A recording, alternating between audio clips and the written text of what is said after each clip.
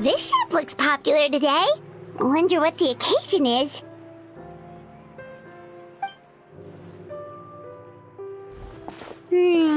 Butterfly Dew Cosmetics now on sale. Huh, looks like it. Oh, Sigewinne's here too! Hey there, Sigewinne! Hello there, Traveler and Paimon. I hope you're keeping yourselves fit and healthy. You bet we are! So anyway, what are you doing here, Sigewinne? The Duke insists I take regular vacations in the Court of Fontaine. This one just so happened to coincide with a promotion for a new skincare product, so I came over to take a look. I like to keep up with the latest industry developments when I can, to help me with my magazine articles. Wait, you write? For a magazine? Which one? It's called Beautés en Fleur, and it's run by the Fontaine Beauty Association. I've done lots of articles about skincare for them, using the pen name Maritime Flower. Oh, wow! You're a Maritime Flower? If Paimon's not mistaken, you're one of the leading figures in the Fontaine Beauty Association!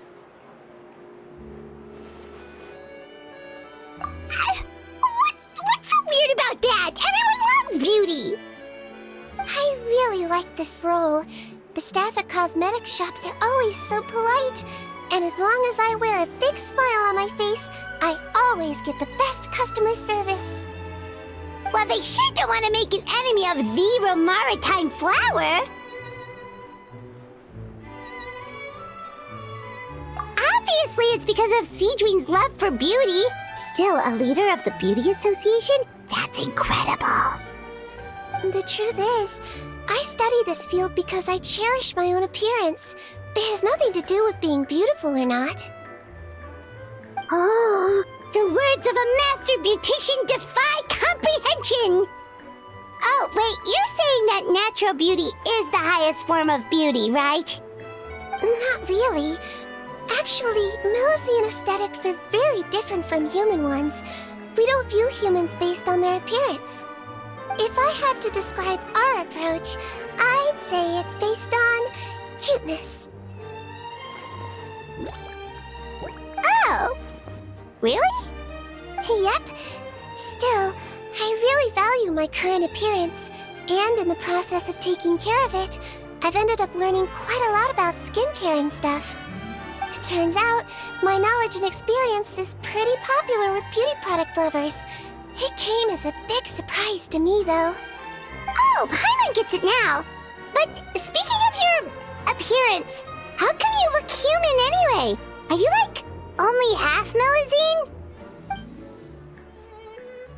Ooh, wait, sorry. That was probably really offensive, wasn't it? No, I don't mind. I'm not mixed, though.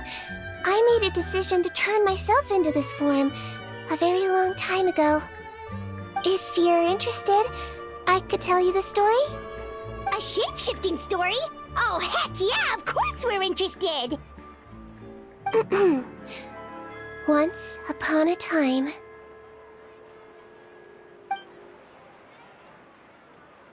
Long ago, humans rejected Melusines, and Melusines feared humans. There was one Melusine who became fascinated with human medicine, but no human wanted her help. And there was one girl who liked Melusines, so no humans would make friends with her. So, the Melusine became the girl's friend, and the girl became the Melusine's patient. Your checkup's all done. You're still in perfect health. Thank you, Dr. Melusine. In this game of doctor and patient, a friendship was born. Then, one day, the girl fell ill. The Melusine was the only doctor to arrive on time, but the adults sent her away. Scram! Melusines can't be trusted! So just because I'm not human, I can't save my best friend? In desperation, the Melusine approached the frightening witch. She begged and begged until she got a reply. If you take this potion, concocted of sin, you will gain a human face and grow human limbs. But then, you will lose everything that attracted this friend of yours to you in the first place. Can you accept that? The Melusine did not hesitate for very long.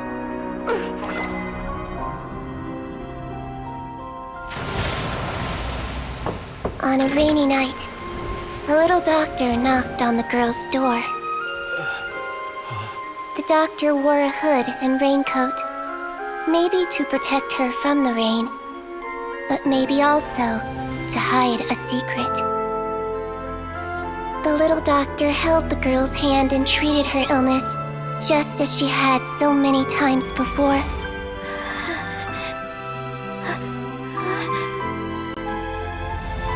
Dawn came, and the little girl's condition improved. But the little doctor was long gone, for she knew her friend would never recognize her again. And so, since then, I've lived my life in human form. Most people who know me just think I was born this way. Ooh. A witch? A potion? Why does this sound like a fairy tale? Trust me, it's a true story. Must be the way you told it then. It just sounds so... Yeah, not every Melusine would take human form to save their human friend. That must have been a huge decision. Treating patients is a doctor's duty. We must always find a way, even when the going gets tough. Ugh. It's so crazy that they turned you away just because you were a Melusine, especially when their daughter was so sick. Well, sometimes appearance can be a real barrier. But that was a long time ago. I like how I look now anyway. Paimon too! You're super cute this way. Attention customers! Thank you all for waiting. Now, on behalf of our skincare partner, I'm delighted to announce that our exciting new product is now officially on sale. Well, there we go. Let's have a look, shall we? Oh, Paimon, if you want to buy any skincare products, I'll be happy to give you some suggestions. Really? Personal advice right from a leader of the Fontaine Beauty Association? What an honor! Allow me to introduce our newest skin lotion, Butterfly Dew. I'm sure many of you have already read about this product's trials in the newspapers.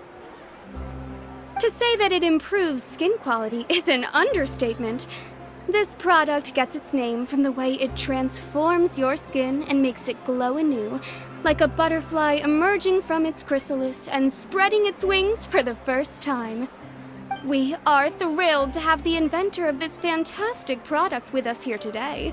Please welcome Mr. Rawat, a researcher from the Fontaine Research Institute. Now, without further ado, I'll hand over to Mr. Rawat to tell you all about what Butterfly Dew can do for you. Thank you. Hello, everyone. I'm Rawat, and I developed Butterfly Dew. Wow, what a looker. He's a researcher? Wow, he's really challenging the stereotype. It seems that everyone is surprised by my entrance. Or should I say, my appearance. I'm well aware that researchers are generally better known for their brains than their dashing good looks. In that regard, I do believe I break the mold somewhat. Of course, appearance is a skin-deep way of defining a person. And yet one's appearance can be a very real set of shackles, holding a person back in their life. It can rob a young person of their self-confidence when applying for a job, dissuade a young lady from approaching the one she loves. Our actions are at the mercy of our appearance, and we slowly become the very person that the outside world sees us as. But what if I told you that those shackles can be broken? If our appearance prevents us from changing, then let us first change our appearance itself. Wash away moles, birthmarks, and wrinkles, and they can no longer rob us of our confidence. Replace them with luster and radiance, and we shall never again hang our heads in shame. That is why Butterfly Dew exists. Its mission is to allow us to shed our pupae, undergo a complete metamorphosis, and embrace a new life. Well, whether it actually works or not, after that speech, Paimon's already sold! Mr. Rawat, could I ask if you've used this product yourself? Of course, I tried it many times while I was testing it.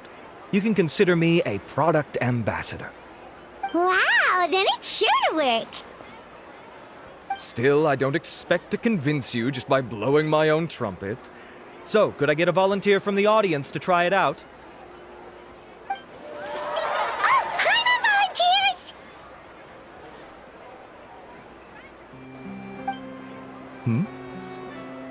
Oh! Ah, what an honor! It appears we have a giant of the Fontaine Beauty Association here with us. In that case, Miss Sigewinne, could we seek your most expert opinion on this product? Sure. Whoa, is that Romaritime flower? They say she's the pickiest user of skincare products in all of Fontaine.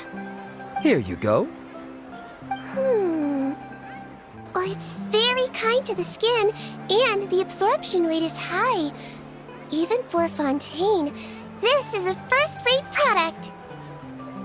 Wow, now that's high praise! I'll take one. Any discounts? All right. Well, all that remains for me to say is, Butterfly Dew is now on sale!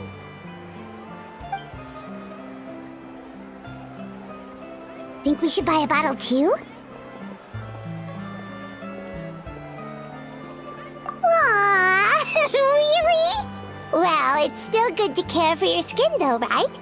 Paimon definitely feels kinda rough from being exposed to the elements all the time.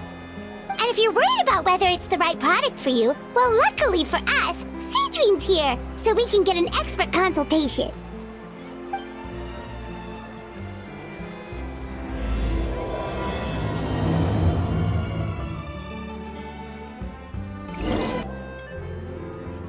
It's an honor to receive such high praise from you.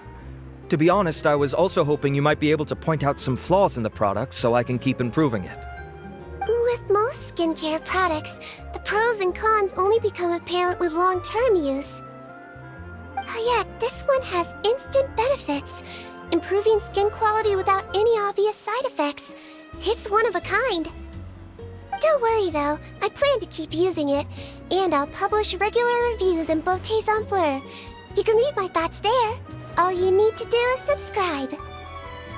Oh, I was hoping for a more casual conversation, but you are a beauty association leader after all. I understand if you want to keep this professional. Sigewinne! Oh, excuse us, Miss Beauty Expert, but do you think this product is a good choice for me and her? Wait, are you the renowned traveler? That's right, and by her side, the equally famous Paimon. Well, I don't normally handle customer questions personally, but since it's the traveler asking, allow me to make an exception. Butterfly Dew is made for all skin types, so no matter who you are, you can rest assured that it will be kind to your skin. If anything, it might be marginally more effective on Fontainian's skin, but other than that, it works the same on everyone. Why would it work better on Fontainians? In the interests of protecting my trade secrets, I'm afraid I can't answer that, Miss Paimon. Alright then. How about a friend discount? Save yourself the trouble. I'd be greatly honored to have both of you use my product. Here, take 2 bottles for free. Yay! Paimon's private fund survives! I can see why you might think that, but please don't misunderstand. This gift is simply a token of my esteem. There's no business motivation behind it. To me, finding new customers for Butterfly Dew is about meeting kindred spirits, fellow admirers of physical beauty. I consider it a labor of love. Admirers of physical beauty?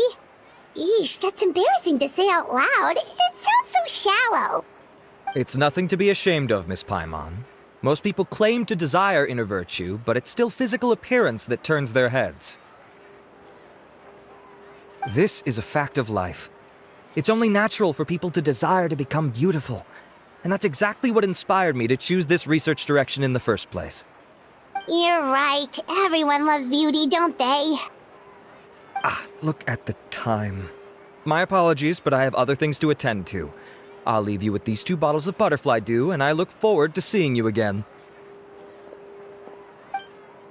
Paimon, I'd say there's no need for you and the Traveler to use this product for now. Why? Is there a problem with it? The quality is fine. I just think there's room for improvement. I think I could add some ingredients to the mix to make it more effective. Really? Then why didn't you tell Rawat about that? Researchers are a very special breed of human. You can point out their flaws to their face and they won't mind very much. But if you tell them that someone else could do a better job, ooh, now that'll make them really upset. If I'd mentioned it, he probably wouldn't have given you those 2 bottles for free. Fair enough, that makes sense. If you're interested in the more effective version, I can write up a list of ingredients for you. Just come get me once you've gathered them. When you say more effective, you mean it'll make Paimon even prettier? Ooh, how can we say no? As for me, it's probably time I got back to the Fortress of Meripede. I mustn't leave the infirmary unattended for too long. Alright, see you there then! Just up ahead, Traveler. The ingredients for Sigewinne should be nearby.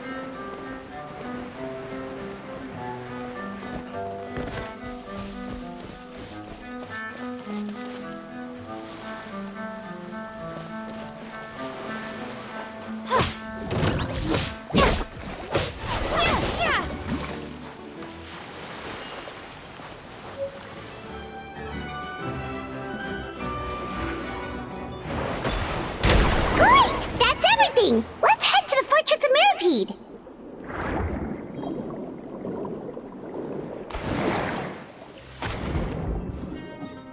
Whoa, the infirmary is packed! Please, you have to believe me. I saw it with my own eyes last night. Another me! He looked exactly like me. Got it? Okay. I've written down everything you told me. Now, I have a few tests to run. Take a deep breath, and don't worry, it's nothing to be nervous about. First, which finger am I holding up? Your index finger, but I'm telling you, my mental state is fine. I'm not crazy. Very good. Now, on to the next. Hey there! Your Grace, it's been a while, huh? It's you two. Indeed it has. I would offer you some tea, but I'm afraid the timing is unfortunate. Duty calls. No worries. Actually, we were looking for Sigewinne. Do you, know what all of this is about? This inmate came running to the guards in a panic, claiming to have seen his exact doppelganger. A doppelganger? Doesn't that just mean someone else kinda looks like him? And that's what I thought when the report first reached my desk. But we've inspected our records. No one even vaguely resembles him. Considering how certain he is of what he saw, I can only surmise that he's having some mental issues. So I brought him for a medical evaluation. Alright, very good. Take a sip of water and rest for a bit.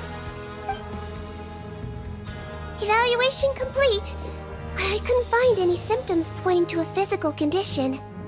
I see. So do you still believe there's more likely to be an issue with his mind than his body?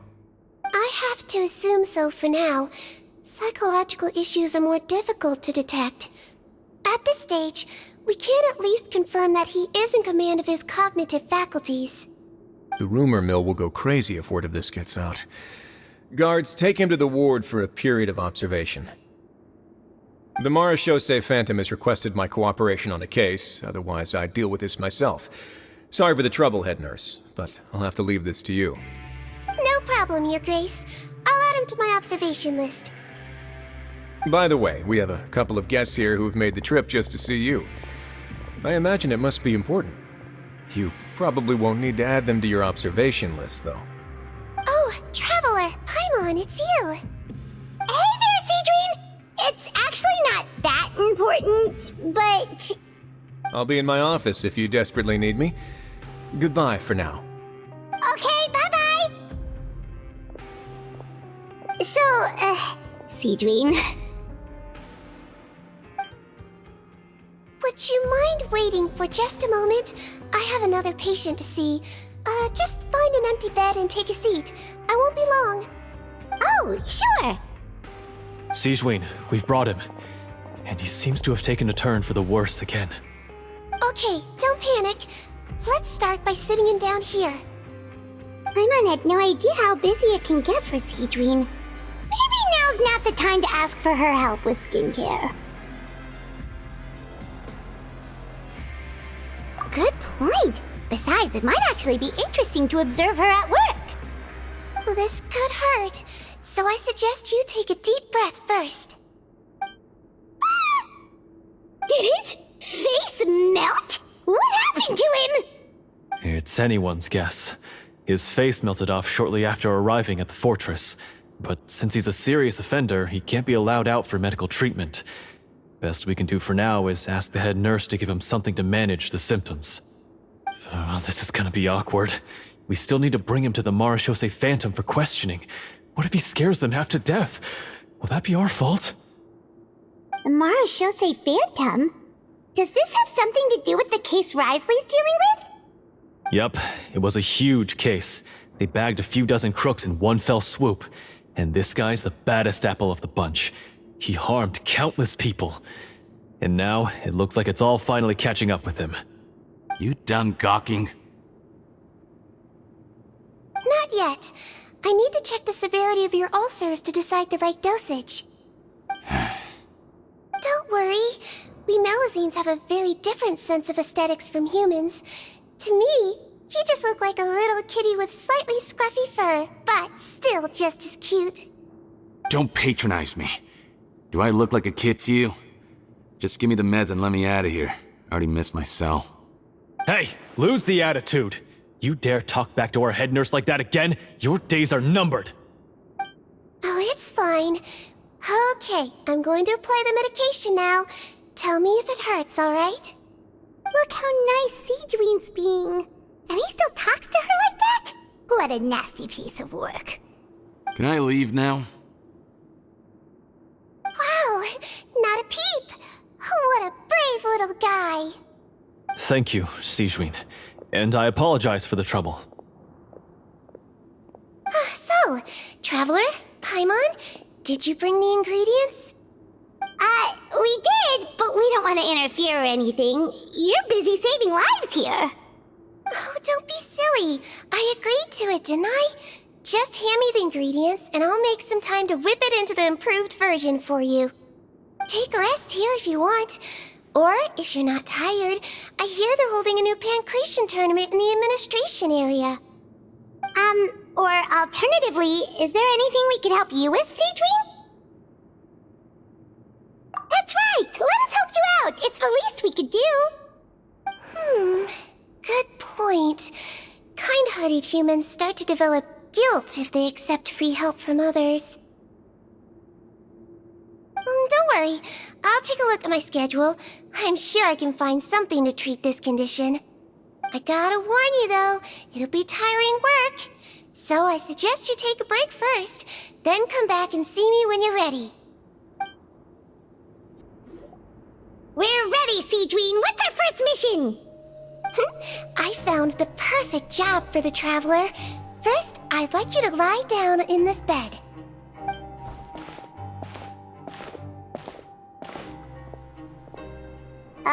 What for? I need you to pretend to be sick. What? Oh, is it that difficult? I thought you did a pretty good job last time. Oh, so you knew. I sure did. She was way more interesting than the usual malingering inmates. When you played along very well, Paimon, I observed you two for quite a while after that. Well, this is awkward. But why do you need us to do it again now? No time to explain. My next patient will be here any second. Oh, please, just do as I say. You can, pretend like you've got a nasty headache. And throw in some dry heaving for good measure. Okay.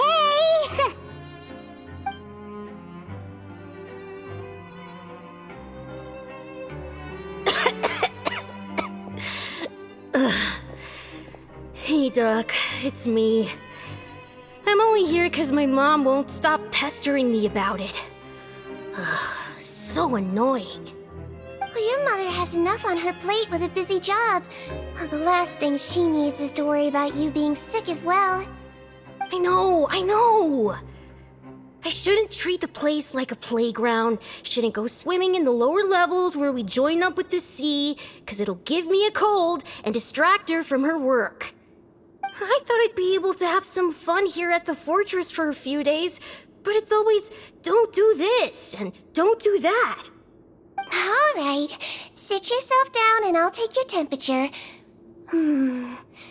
Your fever still hasn't gone down. Well, here's your medicine. 1 cup for starters, and we'll see if it helps. But Doc, it's so bitter. Do I really have to drink it? I mean, I'll be fine, right? I've got an uncle who caught a cold. His fever went away on its own after a couple days.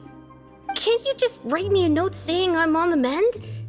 I just need something to keep my mom off my case. I sure can. You're a very brave boy after all. Huh? Brave? What makes you say that? Well, if you want to rely on your own immune system to clear up your fever, oh, then you'll have to tough it out like this young lady.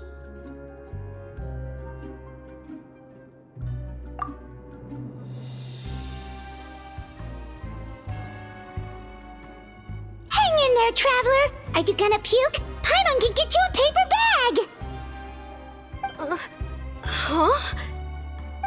As long as you're tough enough to get through the nausea and dizziness caused by the high fever, you'll be right as rain after just a few days' rest. And if I'm not tough enough? Hey! Wake up! Wake up! Put it this way. At least you'll never have to see the doctor again, right? I think maybe I'll take that medicine after all, if that's okay. Oh, of course. Here, it's still warm. It's so bitter. All done. Great job, you two. That kid really doesn't know what's good for him. His mother's a guard here. She's been working back-to-back shifts lately, but unfortunately his father's away on a business trip right now. She had no choice but to bring her son here for the time being. He was quite happy at first. He seemed to think that the Fortress of Meropide would be all fun and games.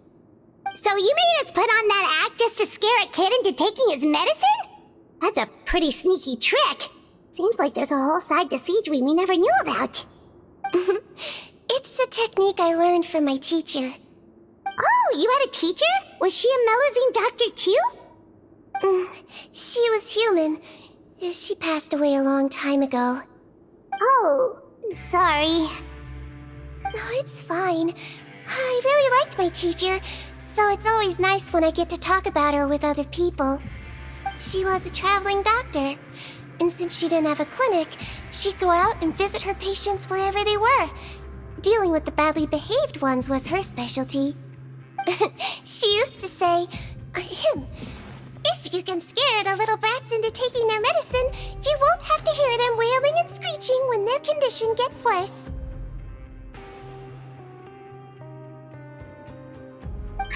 She sounds like a pretty strict teacher. Strict? Well, that's not how my teacher saw it. She thought of herself as terrifying to kids. Strange way for a doctor to describe themselves. Now Paimon's curious to know what she looked like. As it happens, I actually have a picture of her. Oh, wow, yeah, okay, that'll terrify the kids. Yep. All the children she treated thought she was a witch. Why does it almost sound like you're envious of her? Oh, because I am. If she was here, all the children would take their medicine without any need for tricks. A doctor who looks like a witch. True, they wouldn't dare try anything funny with her around. Oh, me, on the other hand, it's hopeless. Children aren't afraid of me at all. That's actually a good thing, you know? Oh, my next patient should be arriving now. Would you mind lending me a hand again? Sure thing! On to the next mission!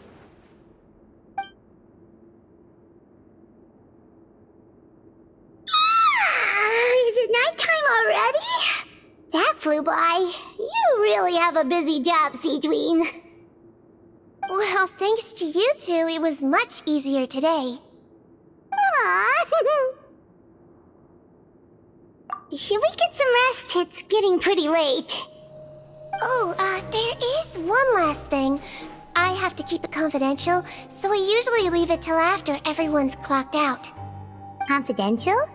Are you sure you can tell us? It's fine. You're not living here anymore, so it's okay if you know. All it is I have to prepare some ingredients to make healthy meals with.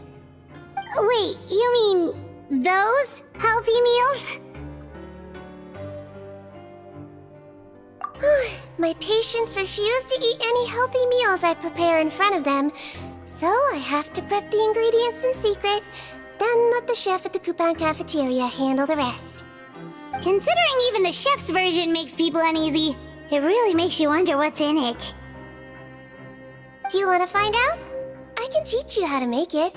That way, if you ever suffer from exhaustion on your future travels, you can prepare a healthy meal for yourself. It's really... Sure? Guess we can help out one more time.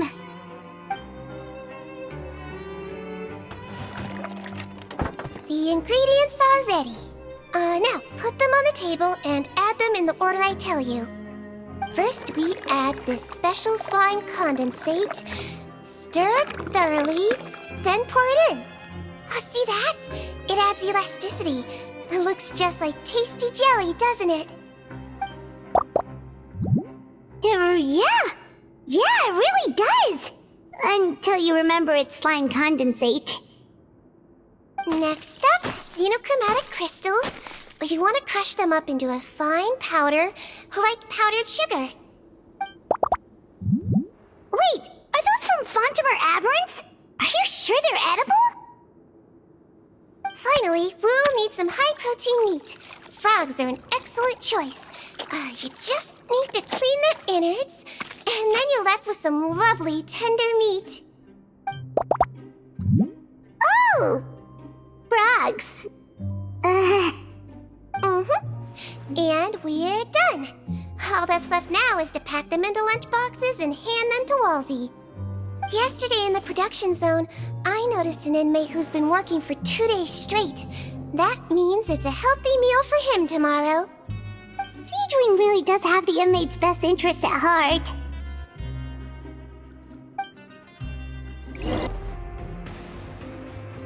Ah, head nurse. Got some extras for me?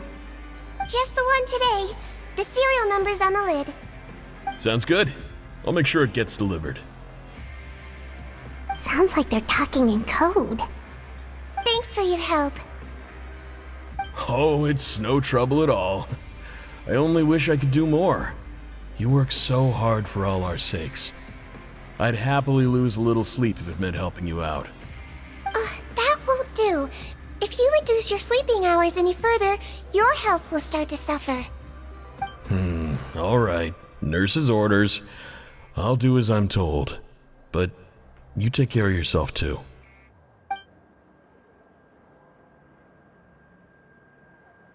Well, I'm done with work for today.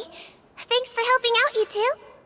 Seems like the guards and staff here have a lot of respect for you, Sigewinne. In just one day of helping you with your work, it feels like we've done a lot for the fortress. Head nurse, please, wait. I'm sorry to disturb you this late at night, but I think you'll agree, this is urgent. Okay, just relax and catch your breath. What's the matter? The guard at the observation ward, Odilon, he told me to pass on a message to you.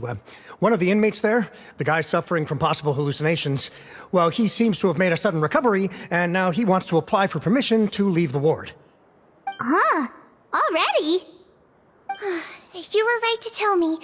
I'll have to examine him and make sure he's well before we discharge him. Looks like we've got one job as medical assistants left. We'll come with you.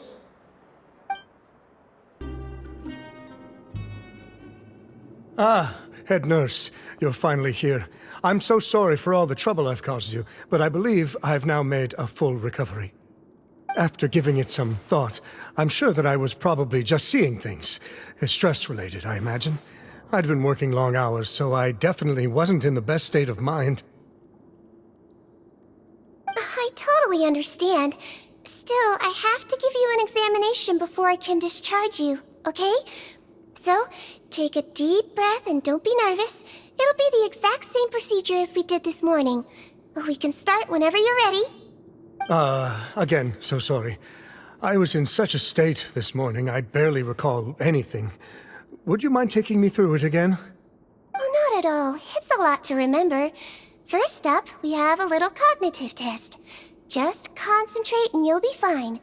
To start with, which finger am I holding up? Your pinky. Alright, all indicators seem normal. So it was a stress-induced hallucination after all?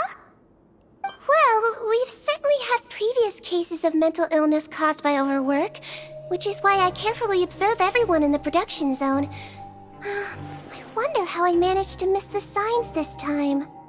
Please, head nurse, you shouldn't blame yourself. I'm just still adapting, that's all. Pushed myself too hard, and I guess I couldn't take it. Thanks for looking after me. I'll be as good as new after a good night's sleep. And if you can give me the okay, I know I'll sleep better back in my good old dorm. It can be difficult to relax in an unfamiliar environment. Alright then, you can leave the ward. I suggest you take 2 days off to focus on your recovery. I'll take you off the observation list for now, so you're officially discharged. Great. I can't thank you enough, head nurse. Mr. Odilon, could you escort him back? Of course. I'm on guard duty in the administrative area tonight, so nothing will go wrong. You have my word.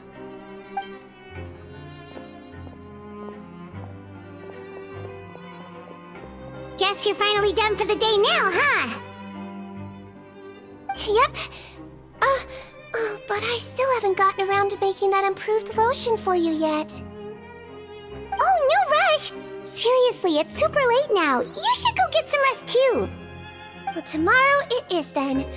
Good night, Traveler. Good night, Paimon. Hope you sleep well. Oh, don't you worry. We will. After a productive day of work, we're both gonna sleep like a log. Yeah, sleep tight, Sigewinne. See you tomorrow.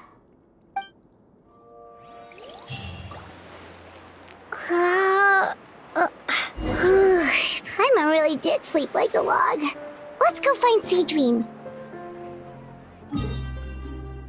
Oh, how is the infirmary even busier than yesterday? Good morning, Traveler and Paimon. I have a few people here for a checkup, so you might need to wait for a while.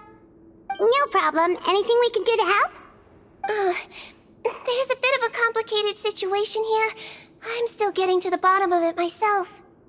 You have to believe me. I'm telling the truth. You're in a medical facility. Keep it down. Please, listen to me. I'm not Gascon. I'm Uy. You're a horrible liar, you know that? We get all your mugshots with the arrest warrants. It's clear as day that you're Gascon. You mean because of the way I look? I don't know what happened. I just woke up like this. Then you guys dragged me in here for an interrogation. I brought you here to figure out what's going on. If you truly are the victim of an injustice, yelling isn't going to achieve anything. At most, it'll delay your vindication. All right. I get it. This is nuts. Yesterday's interrogations went fine, and now this. Morning, Your Grace. What's going on? Remember the case I mentioned yesterday? The one brought to me by the Marachose Phantom? Well, we've been questioning the inmates involved this morning. Every single one of them is claiming mistaken identity. Huh. That's even weirder than what that guy was saying yesterday. The thing is, none of them have been able to provide any evidence whatsoever to support their claims. Questioning them further got us nowhere, so for now, we've brought them to the infirmary. And we thought yesterday was as busy as it got for Sigewinne. We've compiled their statements. Have a look. Perhaps there's something we missed.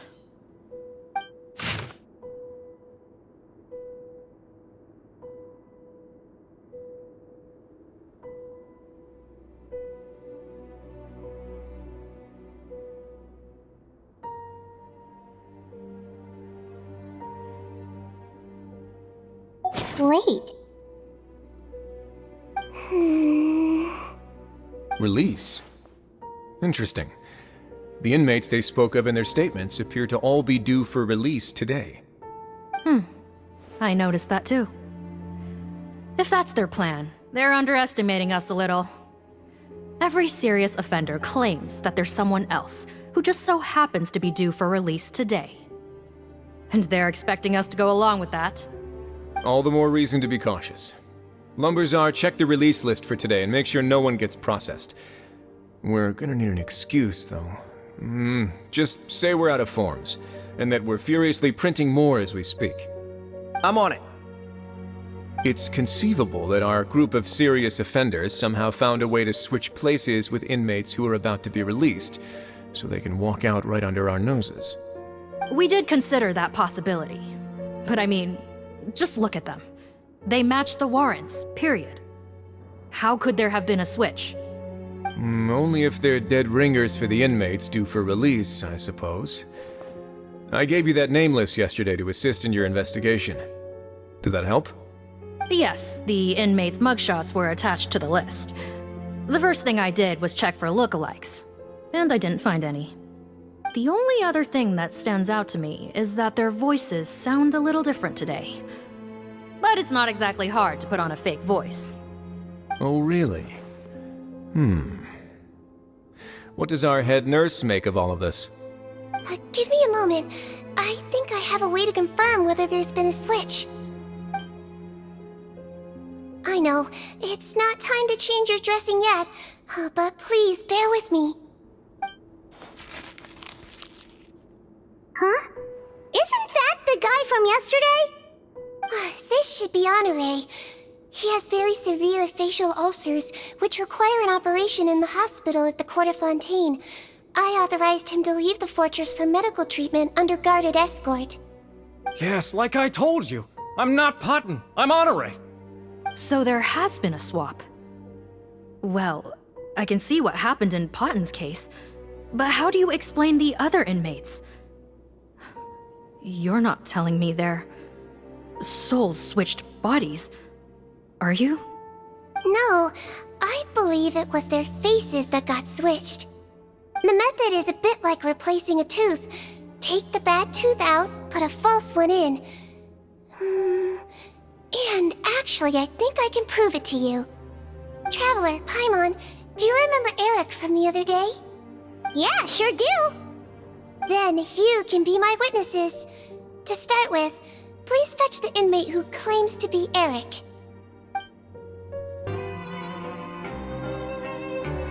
So, you're Eric? Yes, head nurse. It's me. You do believe me, right? I need to do another examination on you. Same procedure as yesterday. All right. It's the cognition test first, right? So I need to concentrate. Now, try to recall if you can. The last time we did this test, which finger did I hold up? I believe it was your index finger. But that means... Huh? So basically, last night the Eric who said he saw another him suddenly recovered and applied to leave the observation ward. Sigewinne did another test before letting him leave, but that time she held up her pinky finger. I don't know about any tests last night. There was nothing to do in the observation ward, so I went straight to bed. Then I somehow woke up in a high-security cell. Well, in that case, there is a reasonable explanation for the strange events of the past 2 days. So, what exactly happened? The gang of serious offenders wanted to break out of prison, so they identified a group of scapegoats, namely inmates whose terms were almost up, and planned to switch appearances with them. Last night, when Odilon was on duty, they ambushed him and had one of their group switch appearances with him using their face-swapping method. That allowed them to avoid scrutiny from the other guards. Then, once all the other inmates were asleep, Odilon spent his night shift carrying out the remainder of their switcheroo plan. However, they made one mistake. Henri changed his appearance to match Eric's earlier than he should have done, and ended up being spotted by the real Eric. Real Eric came to the guards for help, but we didn't know then what we know now, so we put it down to hallucination and sent him to the observation ward. However, since one of the gang members was posing as a guard, they simply changed real Eric's appearance and had their Eric take his place, muddying the waters even further. Right, because I put Eric on the observation list by then, and no inmates on that list can be processed for departure until I've discharged them. Hence why the imposters had to pull that little stunt to get fake Eric off the list. Yeah, it all makes sense now. The Duke cracked the case. Well, I can't fault the reasoning. But I'm afraid that we ruled out the possibility of face switching very early on in this process. Criminals altering their facial appearance to commit crimes is nothing new. In fact, one of the explicit duties of the Melazines in the Marechaussee Phantom is to identify criminals in disguise. We carefully examined all the suspects, and there is no evidence that any means of disguise were used in this case. Huh. Well then, how do we explain all this? So far, it seems more likely that the gang stole documentation belonging to the inmates due for release, and are using that to commit identity fraud. Actually, there is a potion that can completely change someone's appearance. If they use that, even a Melazine wouldn't be able to detect it. A shape-shifting potion? Forgive me, head nurse, but this is the first time I'm hearing about it. If such a potion truly existed, it would jeopardize our entire investigative process at the Marechaussee Phantom. Are you certain of this? Yes, I am. But... Please, trust me in my professional opinion as an experienced clinician. At the same time, without any solid evidence, it's pure speculation. If we can round up all the inmates suspected of switching places, then have a little talk with both sides, we might just get our answer. Yep, let's do that. Okay. Well, it was our negligence that meant we had to come and conduct these post-internment interrogations. And I know it's put you out. We'll do it your way. Your Grace, bad news. I paused the releases like you asked, but we were too late. A bunch of people already got processed 2 hours ago. I checked the list, and sure enough, it's all the people who gave statements. 2 hours ago?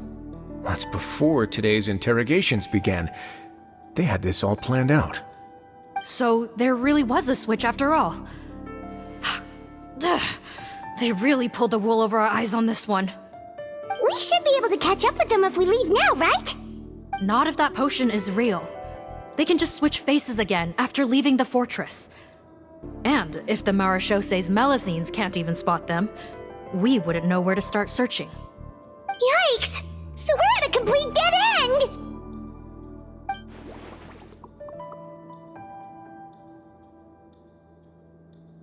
Well, technically there is one more lead we could follow up on. We were only able to arrest this gang thanks to the help of a researcher from the Fontaine Research Institute. I believe his name is Rawat. Oh? Rawat? Isn't that the handsome guy we met at that skincare promotion? Handsome? Maybe from a human point of view. I just remember that he specialized in potions. One of the crimes this gang is charged with is the manufacture and sale of illicit drugs. According to Mr. Rawat, they appear to have stolen technology he developed through his research and used it in their operation.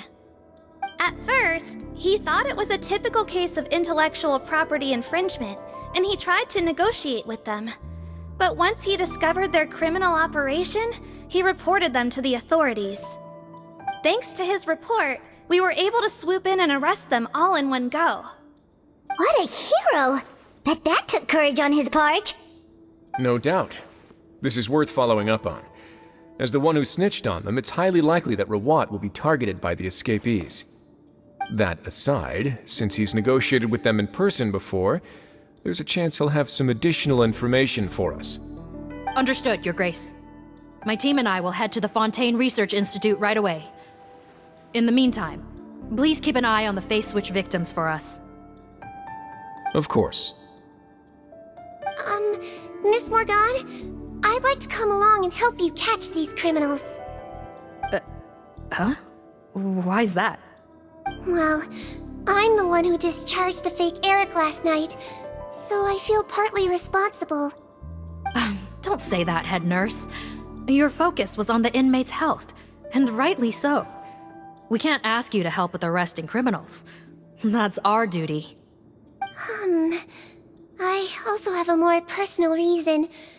Potton is a patient of mine, and if I don't get a new batch of medicine to him in time, his condition will get much worse. Look, head nurse, I completely understand where you're coming from. But arresting criminals is dangerous business. And if anything happened to you, none of us can afford to take on that responsibility. Don't worry, I can defend myself just fine. You say that, but still. If I may, Miss Morgan, Sigewinne is the one who raised the potion hypothesis, and I'm sure she has far more expertise on the topic than your team. My suggestion would be to bring her with you. And if you really are worried for her safety, then...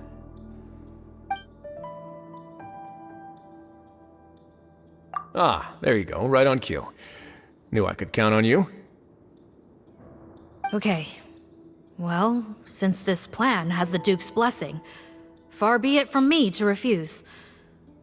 We should head off immediately. Time is of the essence. Greetings. Sorry to impose, but I'm afraid we're here on urgent business, and we're gonna need you to cooperate. The Marechaussee Phantom. Let me guess, you're investigating some more illegal research? Not this time, no. We're looking for a researcher. Do you know where we might find Mr. Rawat? Rawat. Oh yeah, Mr. Handsome, right? He actually doesn't work on site here very often.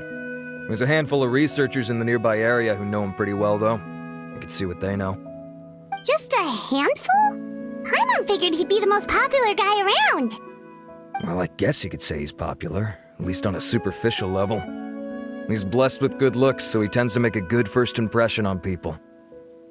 But in all his time here at the Fontaine Research Institute, I don't think he's ever had a single deep conversation about his research with his peers. That's no way to make real friends around here.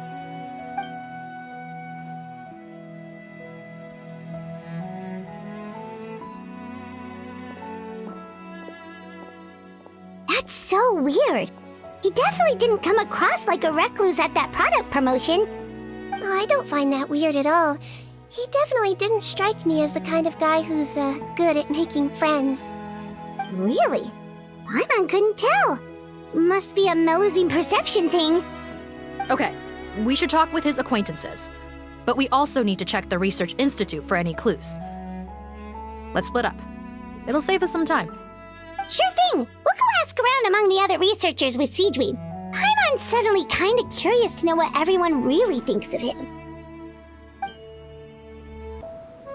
Sorry to bother you, sir, but are you Bertram? Who's asking?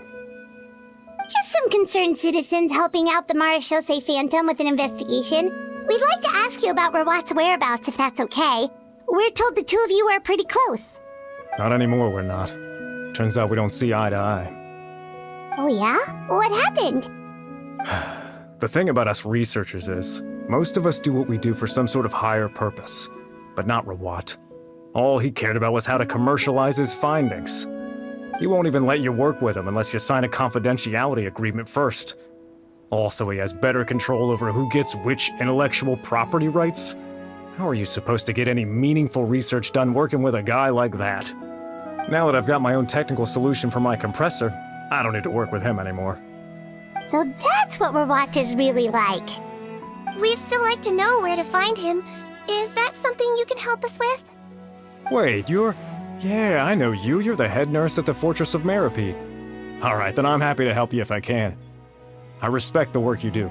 Medicine serves the highest purpose of all the sciences. Wow, turns out Sigewinne's got some real clout. Thing is, I have no real way of knowing where he might be. I stopped working with him 2 months ago, and I've barely seen him since. But if you want my advice, I'd say go talk to the peddlers. There's a few he meets with every other day or so. Maybe they know where he's at. Peddlers? Yeah, back when I was working with him, I noticed he met with them quite often. Wouldn't surprise me if they were involved in some shady business together, because it seemed like they went out of their way to avoid discussing anything in my presence. The little I overheard was about manufacturing and selling pharmaceutical drugs. Like I said, he's all about the money. Drugs? Doesn't he work with skincare products? Do those count as drugs? Who knows? I never cared to find out. He's the Morag rubber, not me. Thank you. You've given us plenty to work with. Welcome. Goodbye, and may we both reach new heights in our scientific endeavors. Excuse us, are you Audrey? That's me. What is it? Are you close friends with Rawat? We're trying to find out where he is. Close friends? You mean because I told him I had feelings for him once? I doubt I'm the first or last at the Institute to make that mistake. Why would you single me out as a close friend? I should have known, really. Men like him, they just enjoy being surrounded by fawning women. They're not interested in a serious relationship. Okay. We were just kind of wondering if you might know where we can find him. Why would I know where he's at? I barely know him, and he probably doesn't even remember me. Ugh, this is getting annoying. Shall we go ask someone else?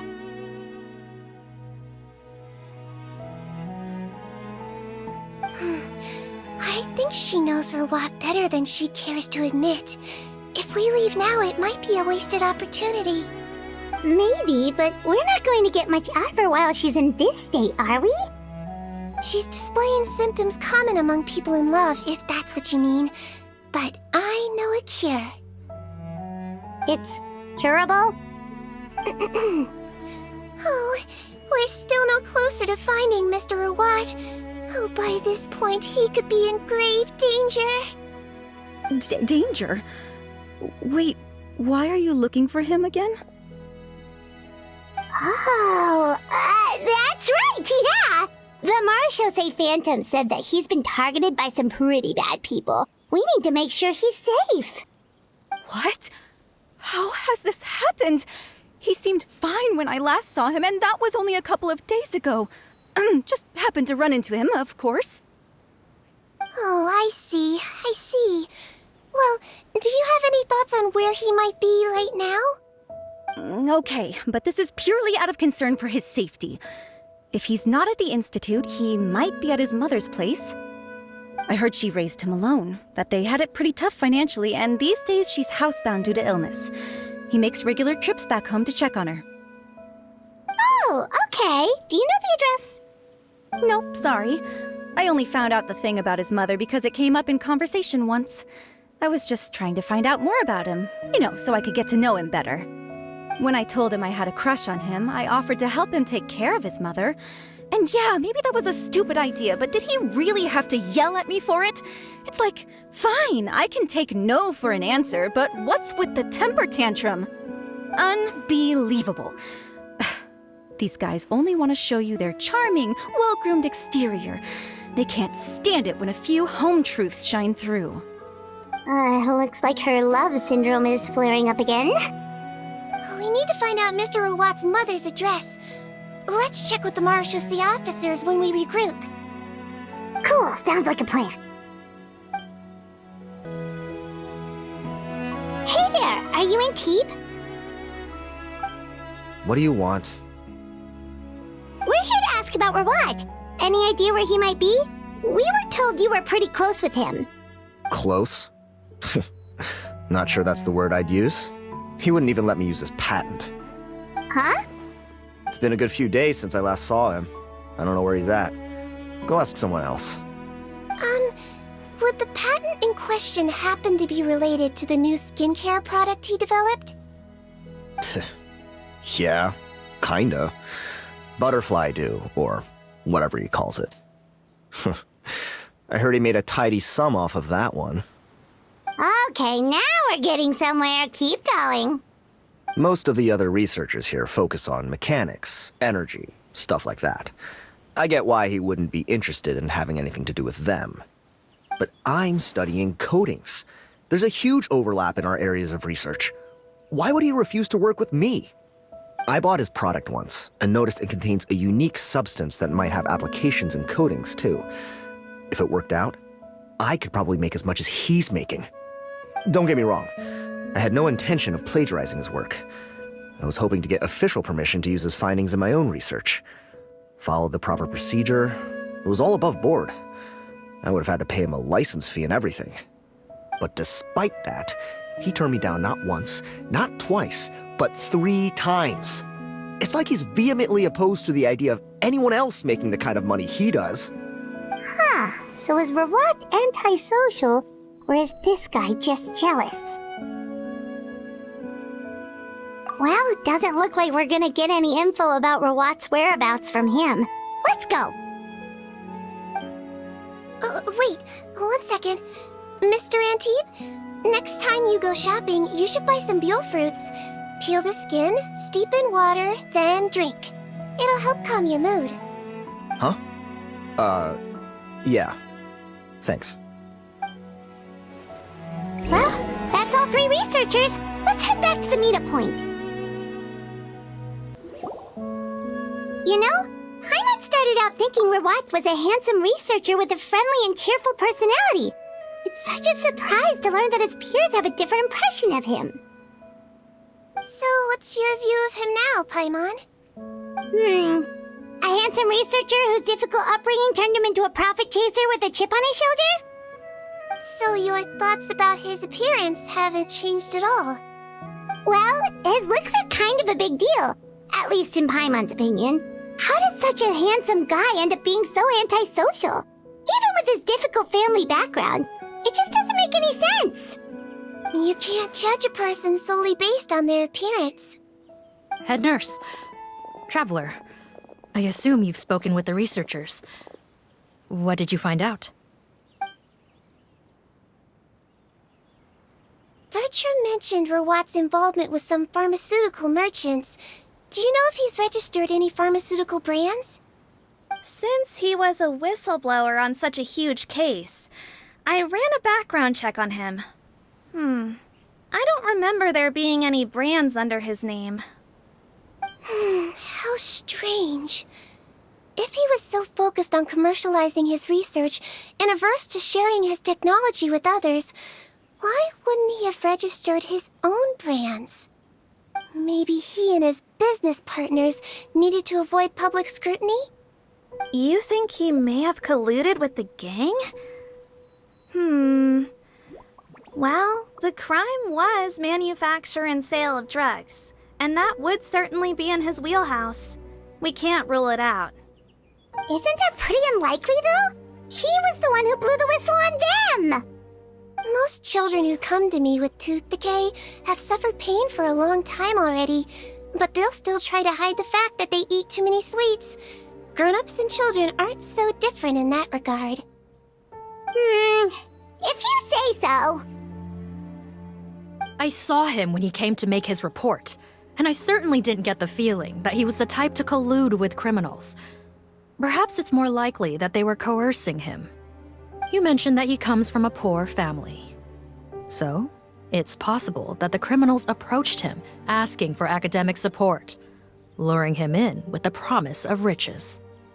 By the time he discovered who they really were, he was in too deep. They had leverage on him, so he was forced to keep working for them. I've seen it happen many times before. That does make a lot of sense. It would definitely explain why he was so unwilling to cooperate with his fellow researchers. No wonder he's so unsociable. He must be on edge all the time with a gang of crooks breathing down his neck. In that case, the situation could be worse than we thought. If Rawat was working with the escaped inmates, they're sure to know more about his whereabouts than us. Oh, there's a good chance they'll get to him before we do. Based on the information we've gathered so far, he was last seen 2 days ago. If no one's seen him since, maybe we're... 2 days ago? So he went missing right after that product promotion. That was the same day he reported the criminals, too. Not a good sign. Don't worry, everyone. I believe we still have a chance. Since he disappeared right after blowing the whistle, it's likely that he's gone into hiding. Yeah, he must have been worried that they'd come for him. All the more reason to find him as soon as possible.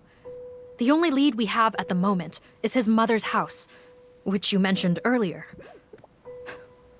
Seath, think you can find the place? Yep. When you register a brand, the Court of Fontaine requires you to provide a legal address. The one Rawat wrote down was in the outskirts of the city. That should be the place. Okay, then there's no time to lose. Let's move.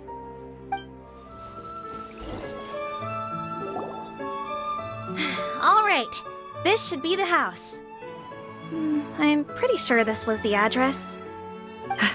Okay, I'll knock.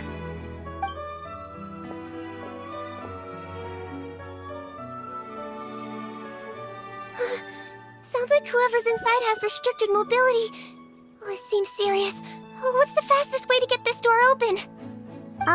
Break the door down? No, I'll handle it. Let the expert deal with it. There'll be a mountain of paperwork if we damage a citizen's property.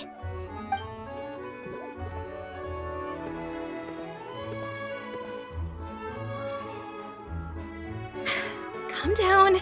Deep breaths. Remember your training. Control your strength. And... it's open! Seath, take a few people and lie in wait. Keep your eyes peeled for any activity around the house. The Traveler, head nurse, and I will go inside.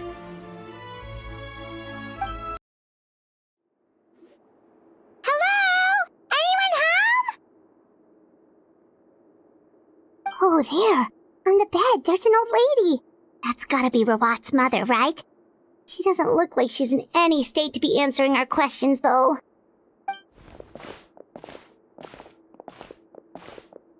We could try, but she is very ill. We mustn't force it. Well, doesn't look like Rawat's here. She's the only one we can talk to. Yep. Allow me. Hello, ma'am. Might I ask if you're Rawat's mother? We are trying to locate him.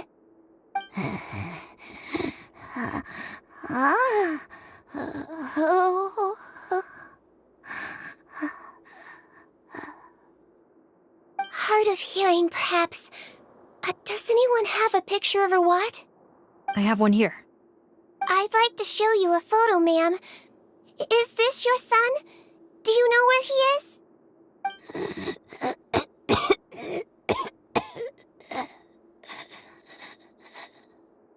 Looks like this isn't gonna work after all. Well, looks like we're out of leads. If Rawat's not here, things are looking very bad for him.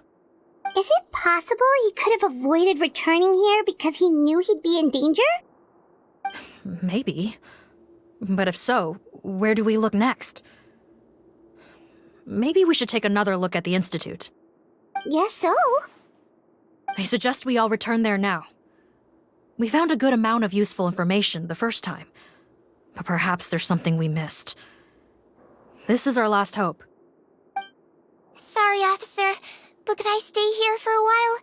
This patient requires some care. Of course. Traveler, stay with the head nurse. You're technically here as her assistant after all. Also, I'd like some Marechaussee members to stay as well, and keep an eye on the area. Why's that? If Rawat knows how serious his mother's condition is, he will return. Got it. Okay. I'll tell the squad members in hiding to stay put and keep a lookout. Thanks for helping me out yet again, Traveler and Paimon. No problem. But when you say her condition is serious, do you mean... Yes. She's barely clinging on to life. Oh. Let me take care of a few things first. Could you pass me the towel over there? Yeah, of course.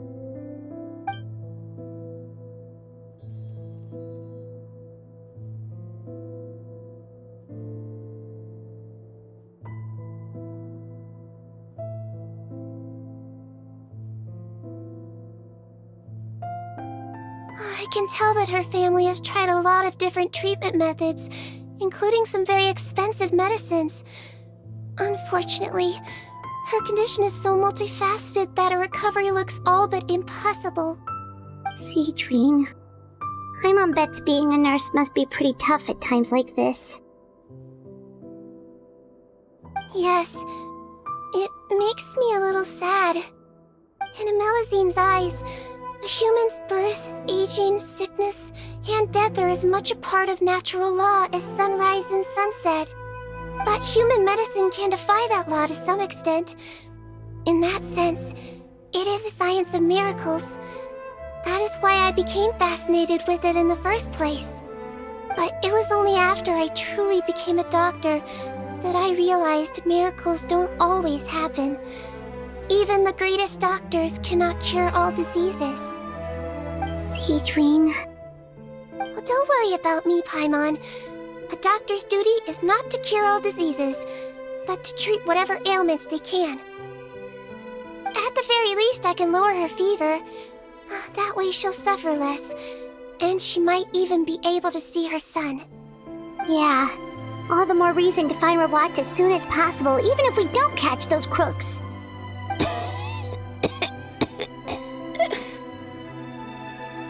Oh, her fever is getting worse. Could I get some hot water? Sure, we're on the case.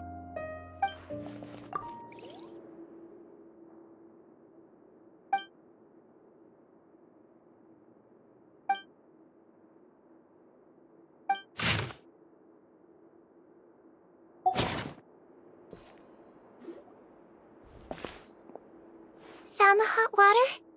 Sure did. And look what else we found. Judging by this journal, it seems like Rawat has a private lab. There's a good chance he could be there right now. We gotta go... Oh, that's great news. But hold on just a moment. The wet towel is ready. I'm giving you another injection. Are you feeling better now?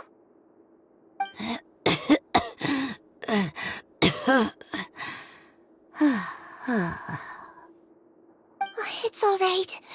We'll go bring him back. Please hang in there. Thank you.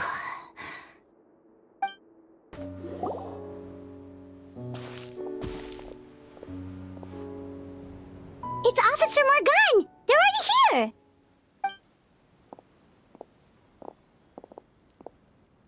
We came as soon as we heard the news. I can't believe we were so careless. The most crucial information of all was hiding right there, in that room. And we missed it. Don't blame yourself. Right now, we need to focus on finding a way in. There's a mechanical door over here! Hopefully the instructions in Rawat's journal will help us open it.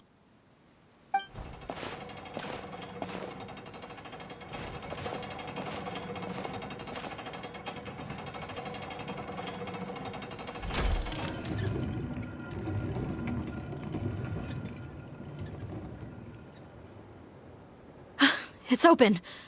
Let's go in. How did they get in here? Captain, up ahead! Those look like our fugitives! So they found this place too? Don't let any of them escape! Floaty Woody! How's this? Jump! Picked the wrong test subject.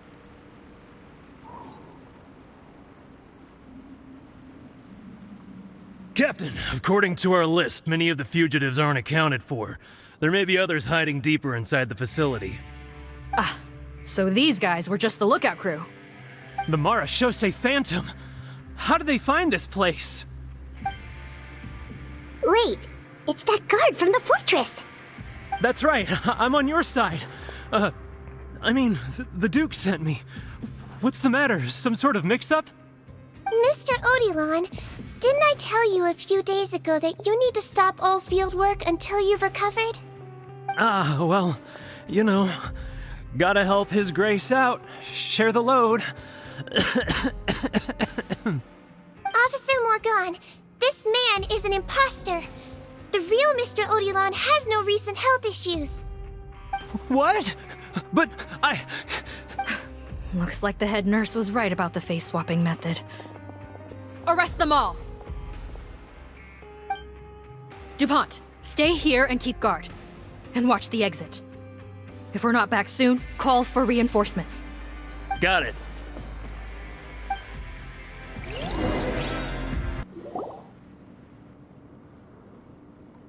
So many jars.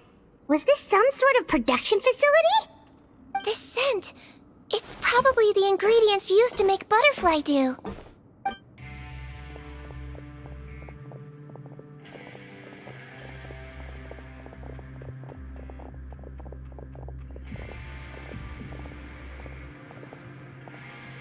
How come they're all empty?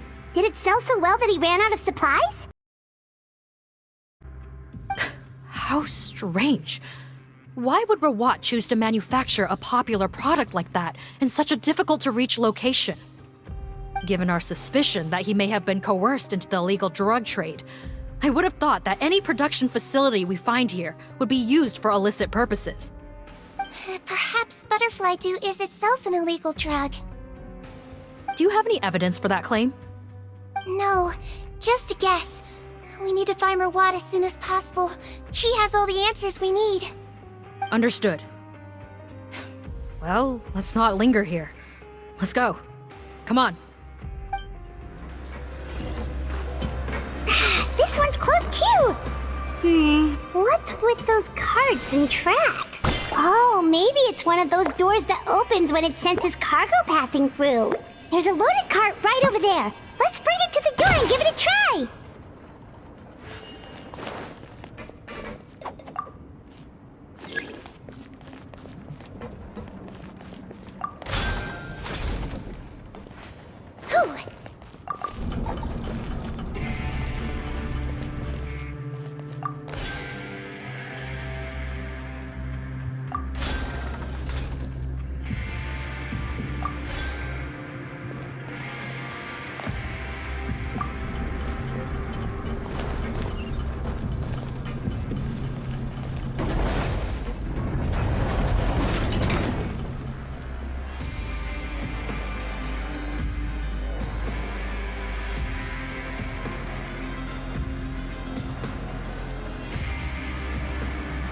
This room's much smaller than the others. Judging by the implements on the table, this looks like a potion-making lab. Head nurse! Over here!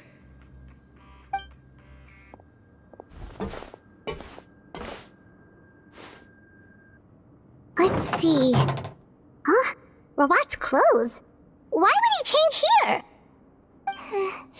Perhaps they stripped him down, left the clothes behind, and disposed of him somewhere else? Yikes, Sigewinne, where did that come from? Oh, what a tragic way to go. Especially with such a bright future ahead of him.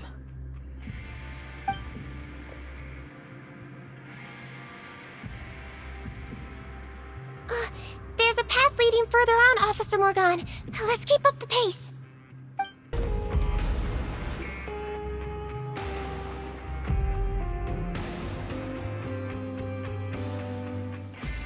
Shh! There's a whole bunch of people in there!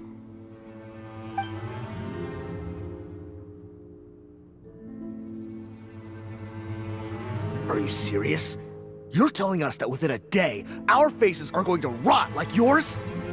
Fontanian physiology changed dramatically after that great flood, and it's not as compatible with this face-changing solution as before.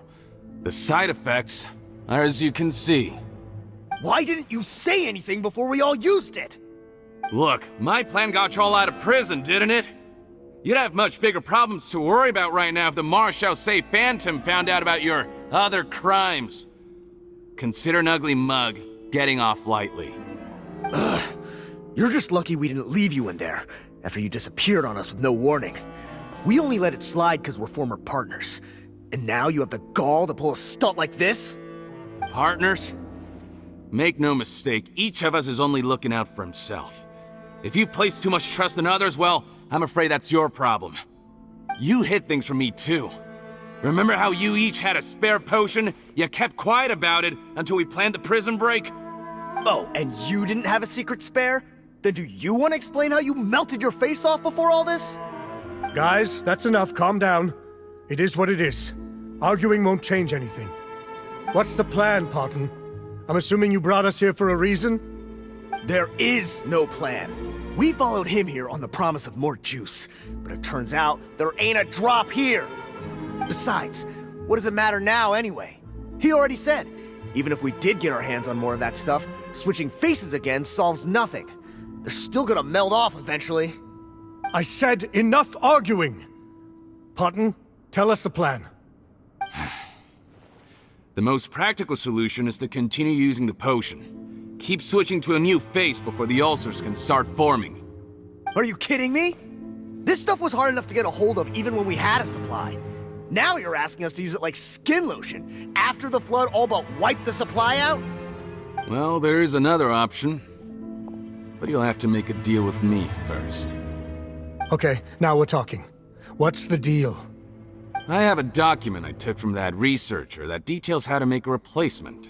Just give me one bottle of the undiluted fluid, and I'll get to work. What's the problem? I thought you always kept reserves. Or do you really just have one spare bottle each? What do you think? That we were shipping them into the fortress of Meripede by the basket load? Well then, say hello to never showing your marred faces in public again. Ugh, I've heard enough! Get him! Let's see if that document even exists! Freeze! Marechaussee Phantom! What? Who let them in? Officer Morgan, before anything else, please find out Rawat's status. Rawat?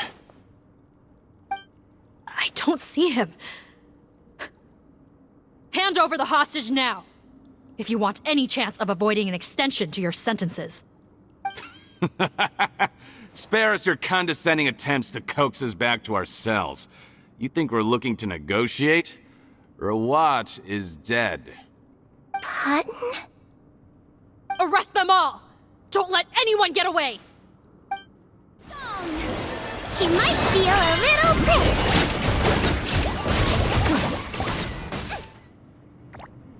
Huh. Gotta say, I never expected to see the head nurse in combat. Some patients respond better to a more aggressive treatment plan. Did we get everyone? Captain, we finished the head count. Potton's missing. Over there! The door's closing!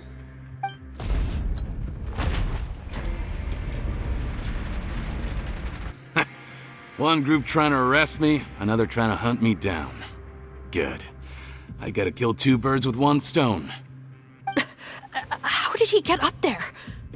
There must be a secret passage somewhere. Find it! Don't waste your energy. I already sealed it off. How naive. We have more people outside. If we're not back out by the agreed time, they'll come to our rescue. Well then, you'd better hope they get here in time.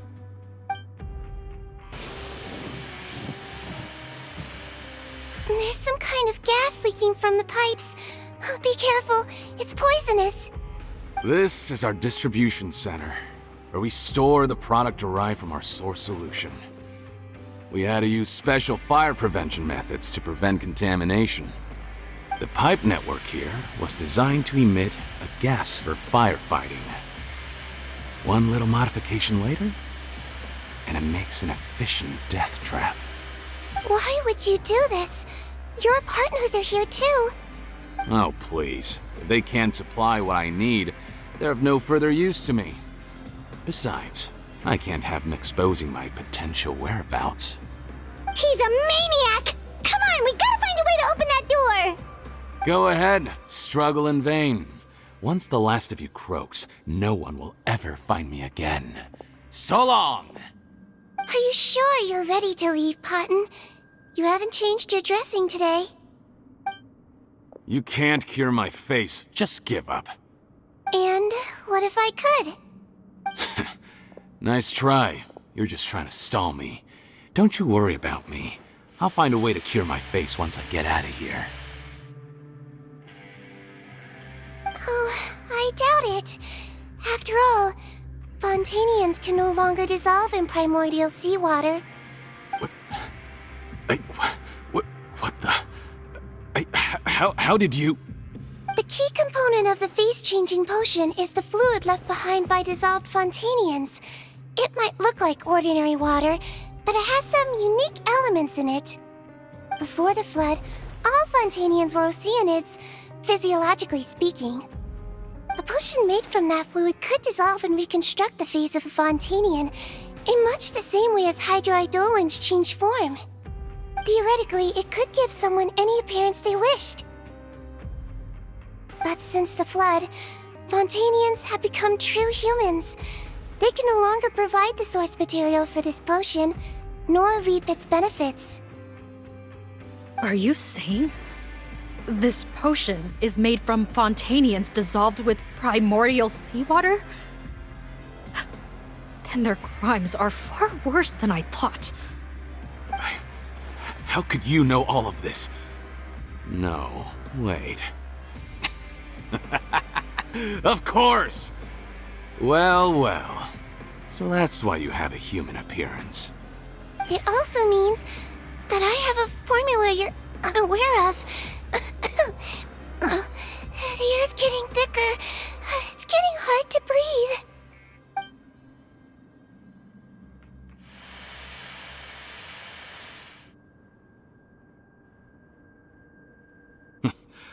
I might get to make a deal today after all. Alright, keep talking. How do you intend to give me the formula? Oh, it's not a formula, but a finished product. I have a bottle of it right here. What? When I tried Rawat's skincare product, I noticed it had a certain special component in it. So I had my friends gather some other ingredients for me, and sure enough, a little experimenting later, I'd produced the potion. I'm guessing his skincare lotion contains the fruits of your joint research? Huh. Impressive guesswork. Yeah, we were a supplier for some of the raw ingredients. But it only contains a tiny amount of the active ingredient. The effect is minuscule compared to the undiluted fluid. Well, I found a way to reverse the dilution process, giving the skincare lotion a similar effect to the fluid it is derived from. That's impossible. If I tell you some of the ingredients, I think you can figure it out. First, you need to combine tainted hydrophantasm tissue with transoceanic pearls at a ratio of around 3 to 7. Tainted hydrophantasms and transoceanic pearls. I see. Can't believe I never thought of that. So, can we make a deal? Sounds good to me. There's a delivery pipeline beneath this window. Drop the potion in, and I'll release you all. Nope, not trusting you that easily. You're like those naughty kids who try to hide their illness. Open the sluice gate first, then I'll hand you the potion. Even if you're not bluffing, your potion won't cure my face permanently. You really think you have any leverage here? I'm not closing the valve this time. Clock's ticking. Fine. Then I'll just stand here with the potion in my hand. And when I faint from the poison, I'll drop it and it'll be destroyed. No.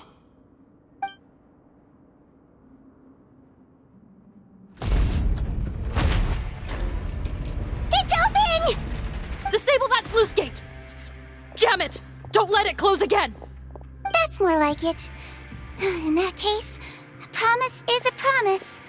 Head nurse, there's too much poison gas in here. We have to leave, now! That was too close. That button is a real nasty piece of work. Oh, don't be too quick to sit down. Moving around a little will help relieve the soreness. Same goes for you, Traveler. Oh, but Paimon, you should be fine, right? Flying fast is pretty tiring too, actually. Anyway, that's not important right now. Paimon's still shocked to learn that there's a whole criminal operation going on behind that skincare lotion. Shame I ended up giving the improved version to Potten after finally making it for you. I'll make you some more, I promise. No, please don't. Paimon doesn't want to use that stuff anymore. Still, it was a pretty good job that Paimon wanted to buy some in the first place, huh? It ended up saving everyone's lives. That's gotta count for something. Yeah, Paimon was just kidding. Head nurse, I've done a final head count of our team and the criminals. Everyone's here and doing fine. We're ready to escort the fugitives back to the fortress of Meripede. It's a shame that we didn't find Rawat. At this point, I'm afraid he's probably deceased. What a horrible bunch. Especially that Potten guy. If he hadn't made good on that deal, we'd all be dead because of him. No, we wouldn't. I always keep a whole bunch of antidotes on me for emergencies, and one of them neutralizes that poison gas. We'd have been fine, even if you hadn't opened the gate. What? Then why did you give him the potion? If this is true, I must concur. Sorry to be blunt, but I think you made a bad decision by handing him that bottle. If he changes his appearance and flees Fontaine, it's unlikely that we'll ever find him. No matter how cooperative his accomplices are when we question them. No, you don't understand. I gave him the potion precisely so we could be sure where he'll go next. What do you mean? We gotta hurry. She won't last much longer.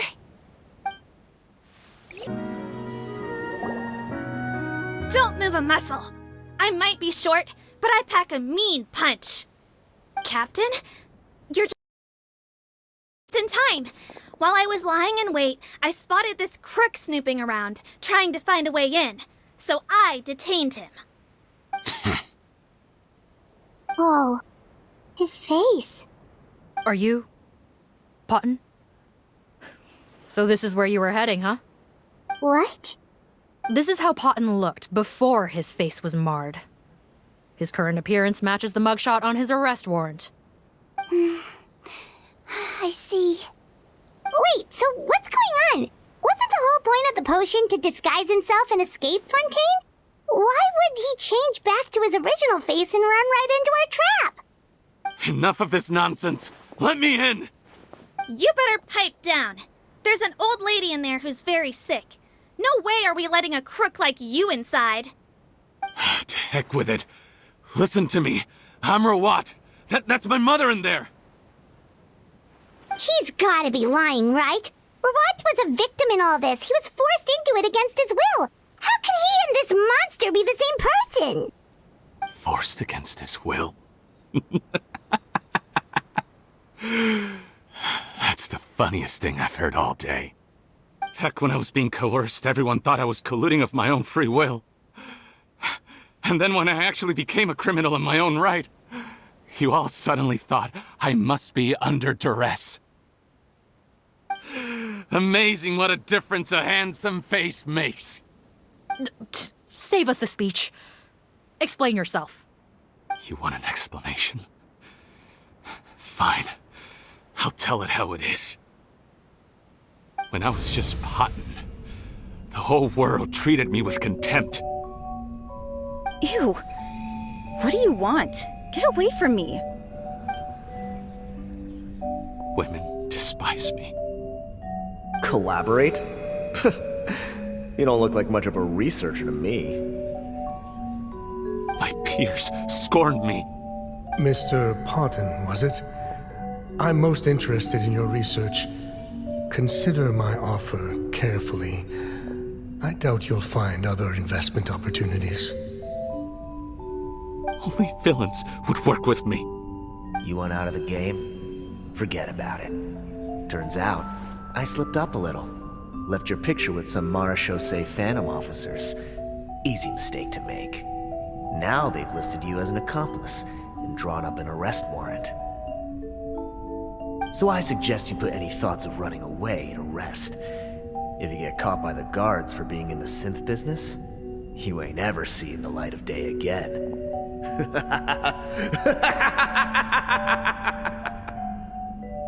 There was no way out for me. Until I could stop being Parton.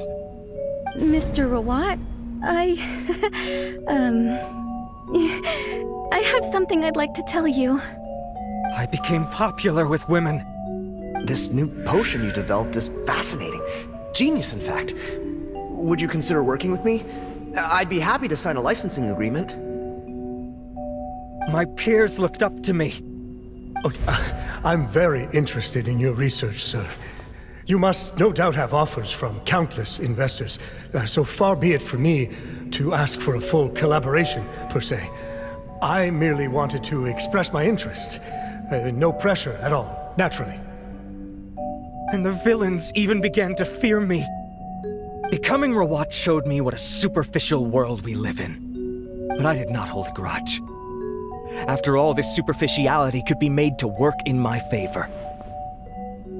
Or so I thought. But alas, the world seemed bent on finding a reason to make me despise it. Mother, I'm back. How are you doing? Who are you? I bought the best medicine Mora could buy, but nothing would cure her illness. In the end, I hoped she'd at least be able to see her son one last time before she passed, but when everyone else rejected me, the only person who cared about me was my mother. Then, when I became a rising star in the Fontaine Research Institute, I was unrecognizable to her. I have to let her see me again. Even if it means donning my own wretched, ugly face. Well, is that enough explaining for you? Now do you understand? Let me inside already! Have you ever considered if you'll even be able to look your mother in the eyes after what you've done? You found a way to completely change your identity. You could easily have escaped from them. But no, you chose to keep working with them. Why would I want to give up on such a lucrative business? The profits were dozens of times that of the synth business, and it was all above board. So you kept being a villain just for the money? Villain? By what standard?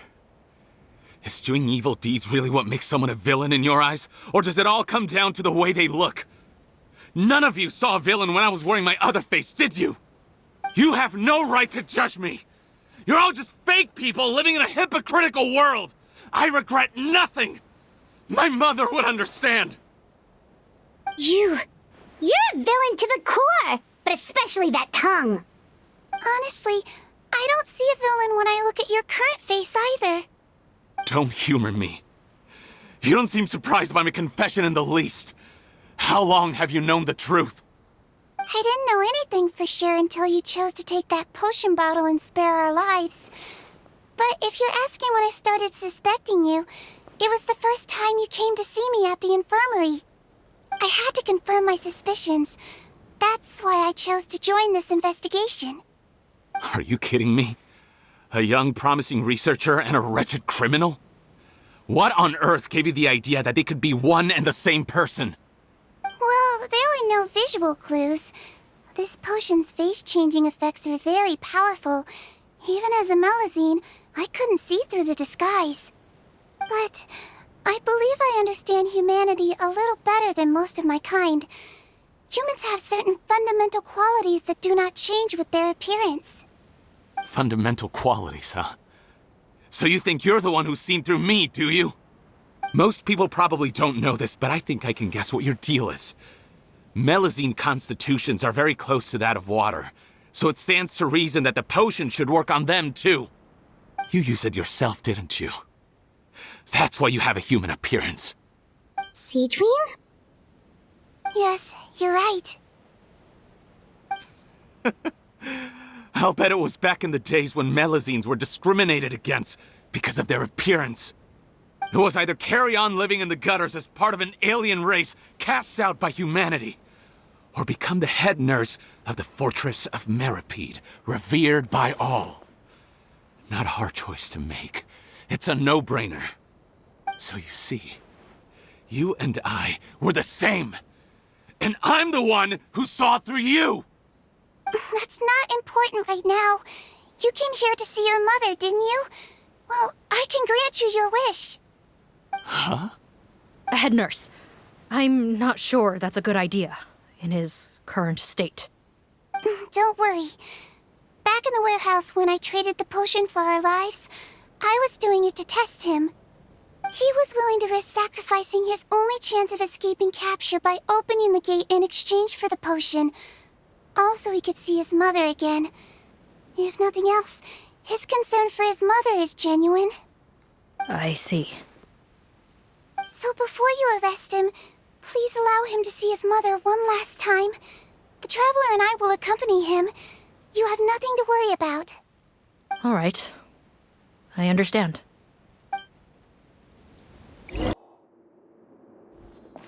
Mom? It's me, Potton.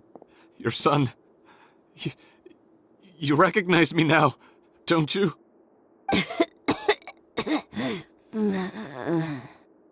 Mom, what's wrong? I'm sorry, but I have some bad news. I examined your mother last time we were here, and it appears that due to her prolonged fever, she's lost her eyesight. What? Your appearance no longer has any bearing on her ability to recognize you.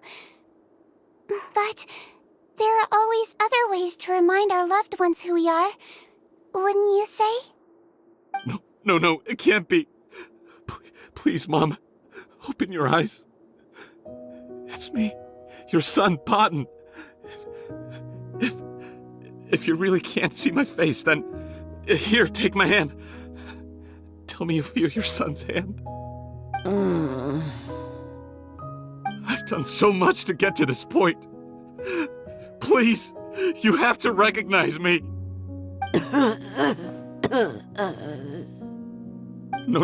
No. The temperature of his palm must have changed. I'm sorry. It seems I couldn't bring him back to you after all.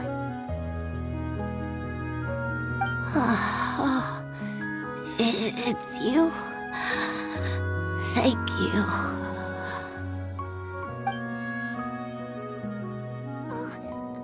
Of course. Mom, why will you answer her and not me? Why?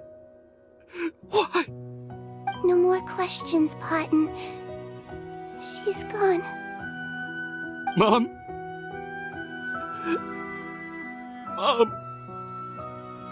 I'm sorry to say this, Potton, but you and I are not the same.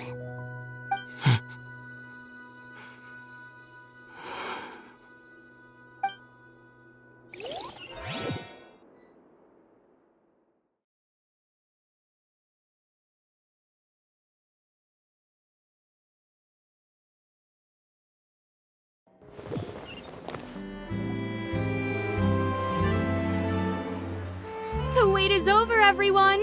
The sale of our new skincare product, Romaritime Essence, will now begin. Another skincare promotion! And it's selling as fast as last time. Wonder what people would think if they knew what was in the last batch. Oh, Sigewinne's here too! Hey, Sigewinne!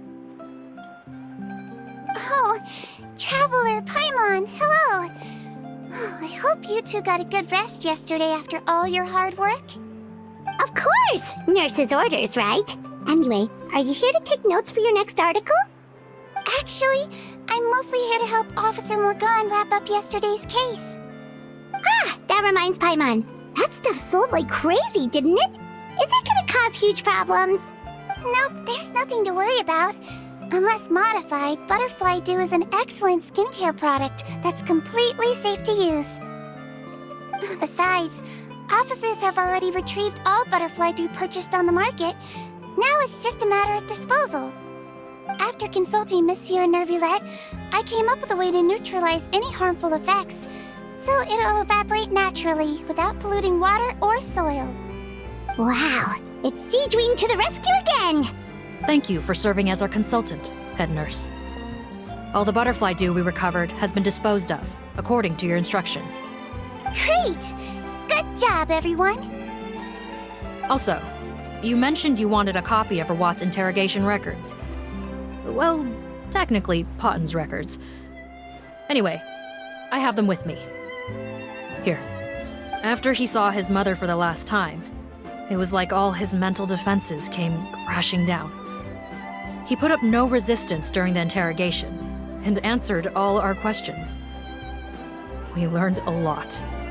Apparently, the formula was something he discovered by chance while helping the criminal gang produce synth. Later, he came up with the idea to dilute it and use the resulting substance as a skincare product. Their supplier was Vache, but you could also argue that they were the ones doing him a favor. His operation helped Vache's gang dispose of an enormous amount of evidence. It made for a seamless collaboration. One man's trash was another man's treasure, and there were no loose ends. It's no wonder we never noticed what Potten's gang was up to. Vache again, huh? Is there still no end to the harm he caused? Make no mistake, the crimes of Vache and his accomplices will come to an end. It's only a matter of time. Since the flood cut off their supply of primordial seawater, they've been forced to resort to riskier methods, like using their private reserve to attack people on the street. Naturally, those attempts all ended in failure. After receiving numerous reports, we were able to zero in on the gang and eventually round them up. That sounds more like it. Based on what he told us in his confession, we pretty much had him backed into a corner, even though he made a point of distancing himself from the gang while disguised as Rawat. He tried to throw us off his tail by reporting his accomplices, giving him enough time to transform back into Potten and see his mother one last time. But there was one thing he hadn't anticipated. Even though Potten had been missing for a long time, we were very much still on the lookout for him. So the moment he appeared in public after changing back to his original appearance, we caught him. So he tried this once before, huh? Guess he really did want his mother to see him again. But in the end... Looking at the interrogation records, it seems like he spent the first sum of money he earned as Rawat on his mother's treatment. Yes, which is why I suspect that his initial motive for using the potion was not personal greed, but a desire to become somebody who had the power to save her. Even so, he went too far. In the end, he got what he deserved. I understand. Thank you for bringing me these records. Why did you want them anyway? Potten was one of my patients, so I need to put together a medical file for him. My teacher always stressed that a person's life experiences are just as important to their file as their medical history. Why are you still treating him like your patient? Isn't he kind of beyond redemption now? Well, that may be true, but a patient is a patient, regardless of the choices that bring them to my care. One last thing, head nurse. Please keep everything you know about this potion a secret. It would be for the best if most of Fontaine knows nothing of its existence. I know my fellow officers and I will be able to sleep easier if that's the case. Of course. Not to worry. Thank you for understanding. I'll take my leave then. So, Sigewinne, did you really use that potion yourself? Why do you sound so surprised, Paimon? I told you all about it. It was quite a while ago now. You mean that story about the witch and the potion? So it was really, actually, genuinely a true story? Yes, it really actually genuinely was. But... I know.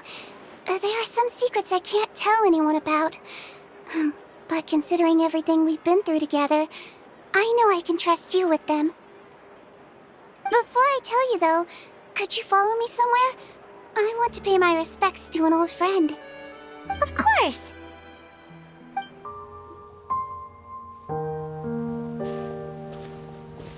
Oh, Nervalette and Risley, they're here too! Good to see you, Traveler. Paimon. I trust all has been going well for you? Big news, everyone. The Udex is out of his office on important business. Is that genuinely something people would consider big news? Why wouldn't they? Important business is a big deal. Ah, yes, you're quite right. When someone you care about requires emotional support, being there for them at the right time and place is of the utmost importance. After reading the Maréchal Phantom's reports, I had a feeling a trip here might be in order. Take note. That, my friends, is how Monsieur Neuvillette shows that he cares. We're both here for the same purpose, actually, to accompany Sigewinne as she pays her respects to her late teacher. So the old friend she mentioned was her teacher then? The witch? Oh, sorry. Paimon didn't mean to be rude. It's only 'cause Sigewinne calls her that all the time, so... I doubt she considers that title to be offensive, Paimon. Don't worry. Indeed. In fact, I believe Sigewinne would take it as a sign of affection. She has spoken of this doctor on many occasions, and it sounds like she was a truly generous individual. In those days, many people harbored prejudices against Melusines. She was the only teacher willing to take Sigewinne on as a student. Wow. It's really nice of you two to be here for Sigewinne. Guess you guys really look out for your younger colleagues, huh? Younger colleague? Well, that might be true for the Udex, but I'm not sure I can say the same. Sigewinne served a sentence in the fortress of Meripede hundreds of years ago, and after she did her time, she decided to stick around. She's been an integral part of our administration ever since. Strictly speaking, the head nurse has been around longer than most people in the fortress, myself included. Pretty sure that makes me the younger colleague. She served a sentence? Yes. Long before I became Udex, there was an ancient law in Fontaine that prohibited any attempt to transform another species into a human. Initially, I and most researchers believed this law to have been imposed due to ethical concerns. But now, it seems more likely that the law was nothing more than an insurance policy, a way for Egeria to ensure that her people would remain insulated from the truth, thus enabling them to lead more straightforward, happier lives. Ignorance is bliss, as they say. Sigewinne had her reasons for choosing to obtain a human form, but the act was nonetheless in clear violation of the law. Could you tell us a little bit more about what happened back then? Certainly. Sigewinne does not object to her close friends learning about her history. In fact, I first learned of it myself because she confessed the truth to me of her own volition.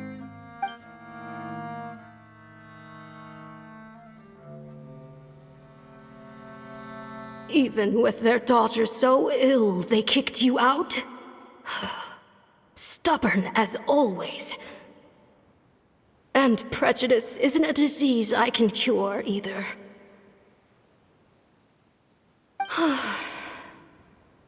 Shame that I don't have the energy to get over there. You're laughable, you old witch. You want to save everyone in Fontaine, but you can't even save the patient before you. Master, what are you... I discovered a strange disease. One I suspect that every Fontanian suffers from. But without witnesses or proof, no one will believe me. I had no choice but to experiment on myself to find a cure, but I hit a wall. And as you can see, it took a wretched toll on me. Then I'll find a cure for you, and then you can go cure her. There's no need. I am beyond saving now. There's nothing you can do. But, Master... As I said before, a doctor's duty is to treat whatever ailments they can. I know, but they don't trust me at all.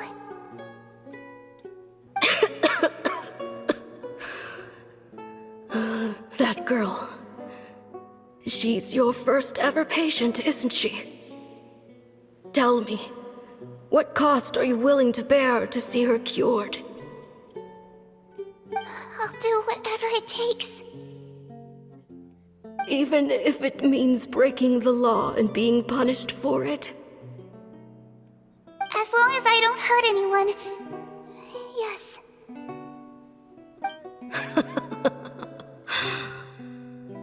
Spoken like a true student of mine. Then I shall make one more final gamble. And see my experiment through to its end. Leave me for now, and come back in 2 hours. If I am able to work this miracle, then I will have found a way to save all Fontanians, and I shall be able to help you treat that girl.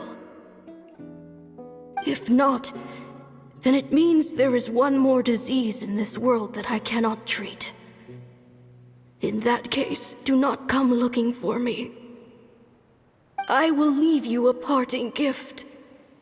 An accidental discovery happened upon through my study of this strange disease.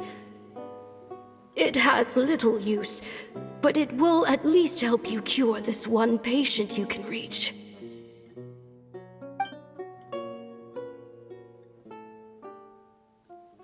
When Sigewinne returned, the miracle had not occurred. She found a potion bottle and a note on the table. After using the potion as instructed, she gained her current form, breaking Fontaine's law in the process. And after I had confirmed the veracity of the events, I gave my verdict. So that's what happened. I fear Sigewinne only understood the full story after the truth about the dissolution of Fontanians was uncovered. When I reflected on all this with that knowledge in hand, I felt a deep sense of regret. As I use the law to uphold justice, there are times when I cannot help but acknowledge its ruthlessness. After the final details of the events surrounding Sigewinne's transformation came to light, I checked several sources and, thankfully, the legal code does not require Sigewinne to shoulder any additional punishment. Wonder how she feels about all this. Since she invited you here, I imagine she intends to speak of these matters with you, no? On behalf of the Maréchal Phantom, I would like to once again thank the Fortress of Meripede for your assistance in the response to yesterday's prison break. Our head nurse and the Traveler in Paimon did most of the heavy lifting, I would say. Sigewinne seems to be in good spirits. I trust work hasn't been too hard on her lately? Well, she might be the only permanent medical staff in the fortress, but there's plenty of people with medical knowledge willing to help her out. I am most relieved to hear it. The way you're asking after her well-being makes you sound like a concerned parent. Well, I won't lie. I've always seen myself that way. Showing your age a bit there, don't you think? Indeed.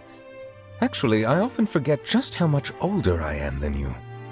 Well, while we're on the topic, what did you do before getting this job anyway? Spend all day swimming in the sea from east to west and then north to south? Yes, and from the surface to the ocean floor on occasion. Wow. Impressive. Apologies, that was merely an attempt at humor. You can disregard what I said. That's impossible, I'm afraid. My imagination's already running wild.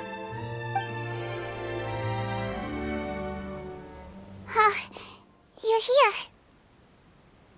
The old friend I mentioned was my teacher. When she passed, her body was nowhere to be found. All that's left of her is an empty tomb. And even that's deep underwater now. Sigewinne, the witch who gave you the magic potion, she was your teacher, wasn't she? Sounds like Monsieur Neuvillette filled you in. After learning the truth, it must have been hard to process, huh? Well, to be honest, after I realized what really happened that night, my first thought was that it kinda made sense. It seemed exactly like the sort of thing she would do. But she was planning to sacrifice herself and never told you! That's just who she was. If lying is what it took to get a kid to take their medicine, then that's what she'd do. Alright, but why did you turn yourself in? I broke the law, simple as that. My teacher made her choice, and I made mine. True. It's just, the way Potton framed it when he was asking you all those questions, it made Paimon really mad. You're not like him at all, and everything Neuvillette said confirms that. And yet, you were still convicted and thrown in prison. It just feels so unfair. Unfair? I happen to think just the opposite. If I hadn't served that time, I'm not sure I would have been able to stay strong when he was questioning me. What makes you say that? I knew you'd be curious. Let me tell you a story. The verdict came down. This Melusine is guilty. The Iudex defended the authority of Fontaine law, but he did not confiscate the Melusine's medical kit. And so, the fortress of Meripede gained a new little doctor. She still wore her hood and raincoat, even though it never rained in the fortress. Perhaps thanks to her human appearance, no one refused her treatment. She treated more and more patients, and her sentence grew ever shorter. Finally, the people of the fortress could not live without her, and though her sentence ended, she did not leave them either. Then one day, she received an invitation from the outside world. The location seemed familiar, and when she arrived, an old lady was waiting for her. She saw right through the Melusine's disguise, but didn't reveal it. Instead, she asked a question. Tell me, why do you think you gained the respect of so many people, despite being a Melusine? Because I look like a human? It's been 50 years, Sigewinne, and you haven't aged a day. I think everyone knows you are not human. I finally found you, after all these years. I still remember, you know. It was you who saved me that night. But how? I was no longer a Melusine by then. Does it really matter if you're human or Melusine? I remember the warmth of your palm. It's quite unmistakable. And you know what? It hasn't changed one bit. You don't have to hide anymore, Sigewinne. These days, everyone wants to make friends with Melusines. And I think that it's all because of you. I'm sorry I couldn't say this until now, but thank you, Dr. Melusine. Now that's an ending Paimon can get behind. After hearing everything Potton said, I wanted to tell him that it didn't matter who he looked like on the outside. But it was too late. The warmth in his palm had already disappeared. I tried to treat him, but the roots of his problem had nothing to do with his face. I understand. Thanks, you two. I appreciate you being here for me while I talk this through. Oh, it's nothing. Our pleasure. Oh, there's one more reason I invited you here. It's about time I finally give you what I promised. In order to restore the appearances of the face-swapping victims, the Marashose Phantom gave me special permission to make a few bottles of that potion. And I made one extra just for you two. We don't need it though. Shouldn't we destroy it? Well, even if you chose to destroy it, I still thought I should give it to you first. You two did so much for me. How could I break my promise? Well, fair enough, but anyway, Paimon's definitely not interested in this stuff anymore. Still, if this is the very last bottle in all of Teyvat, getting rid of it would feel like kind of a waste. Maybe we can give it a special meaning somehow. Oh, Paimon's got it! Melazine physiology wasn't affected by the Great Flood, right? So that means the potion should have a permanent effect on you. In that case, what do you say, Sigewinne? Ever thought about transforming back to the way you used to look? After all, from a Melazine point of view, Paimon bets Melazines look the cutest of all. Paimon, after everything, do you really think it matters whether I'm Melazine or a human? Well... What was Paimon thinking? You made up your mind a long time ago! Yeah, let's just destroy this thing. Leave it to me.